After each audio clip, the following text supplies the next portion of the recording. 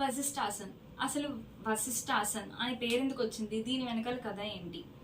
అయితే మనందరికీ తెలుసు, రాముడి గురువు వశిష్ఠుడు. ఫస్ట్లీ దానికన్నా ముందు నేను ఇంకోటి చెప్పాలి. ఎంత రాజు అయినా సరే అతనికి కూడా ఒక స్ఫూర్తి కావాలి.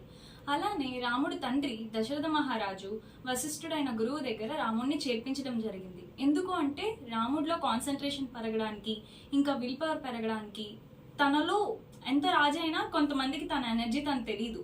సో తన శక్తి తనకు తెలియడానికి వశిష్ఠుడి దగ్గర దశరథ మహారాజు రాముడి వారిని చేర్పించడం జరిగింది.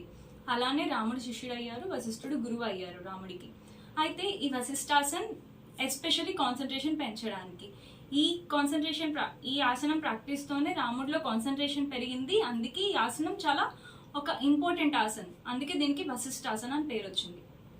ఇప్పుడు ఆసనం ఎలా చేయాలో నేను మీకు చూపిస్తాను.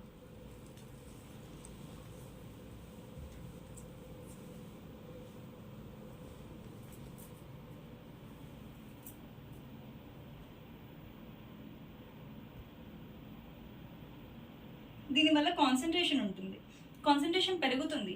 మీరు కనుక మీ కాన్సన్ట్రేషన్ డైవర్ట్ అయ్యారు అంటే ఆటోమేటిక్గా ఆసనం కూడా కొలాప్స్ అవుతుంది. సో ఈ పొజిషన్లో ఉండడం వల్ల మీకు కాన్సన్ట్రేషన్ పెరుగుతుంది.